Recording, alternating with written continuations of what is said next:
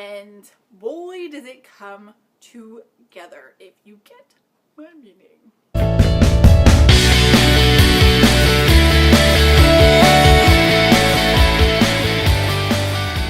Hi everybody, and welcome back for day 8 of my Sea Breeze Summer Weekend book review series. So today's review is for, of course, book number 8, which is Hold On Tight by Abbi Glines.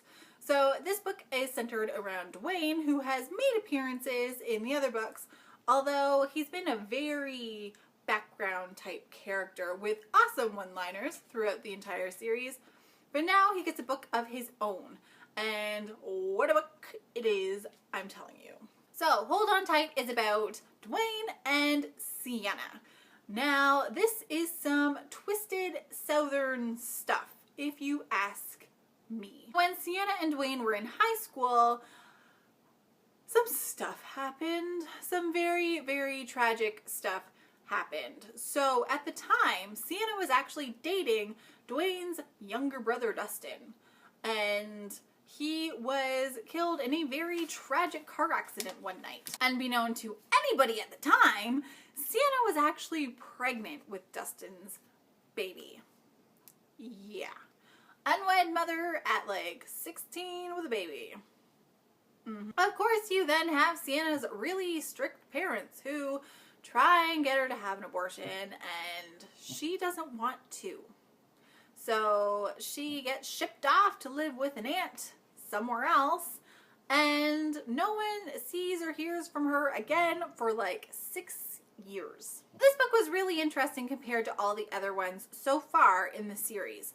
So it's really told through a lot of flashbacks. You see, there's a lot more to this story than just the fact that Sienna's back in town with a baby no one knows about, whose daddy died in a tragic car accident when they were in high school.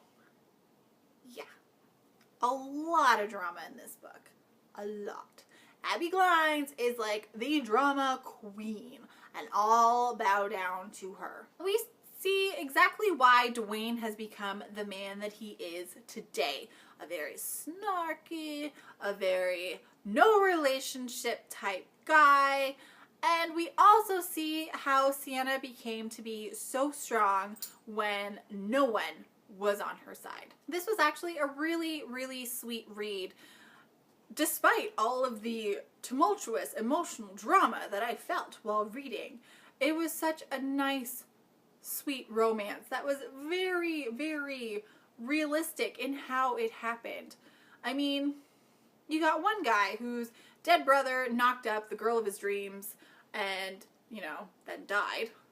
And he can't date her because that would be like slapping his dead brother in the face, even though he's been in love with her since before his brother was. And then you have the girl, and she just doesn't know what the hell is going on, but all she knows is that she wants to protect her son from anything that would hurt him. So, yeah. The real heart of this story comes down to Dwayne and Sienna working through the feelings that they've had for the last half a decade. They're dealing with guilt and sadness and remorse and betrayal and everything except possibly the happy emotions, because there would be no drama if we did not have the non-happy emotions. They just have a lot of them. You're also dealing with the realization of an entire family that someone who they thought was gone has basically kind of been reincarnated in this itty-bitty little boy who just steals their hearts as soon as they meet them. For fans who have read through this series from the beginning, this is definitely not a book to skip. I mean, Dwayne was always such this mysterious character in the other books, brooding and tall and dark and covered in tattoos, and you really see a different side of him in this book, and it is so amazing.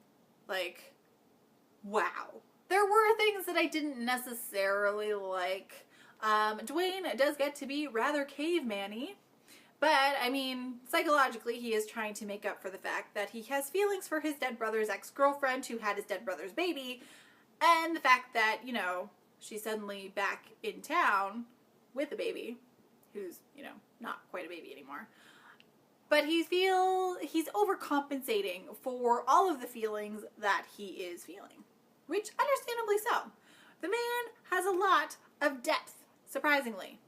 The emotional roller coaster in this book is a lot of really high highs and a lot of really low lows. I wasn't really sure how much of a happy ending it was going to have, because every time a happy ending seemed like it was going to be there, it was just snatched away. Like nobody's business. Like candy from a baby. Like crazy. That's it for me. Definitely worth a broody beach read for the summer, but definitely not one that you should pass up if you are in the mood for a really good contemporary beach chicklitty read. That makes it sound like a piece of gum. I did receive this book from Edelweiss, from the publisher Simon Pulse, to read it before it came out in paperback for publication, and give an honest review for it, which I have done.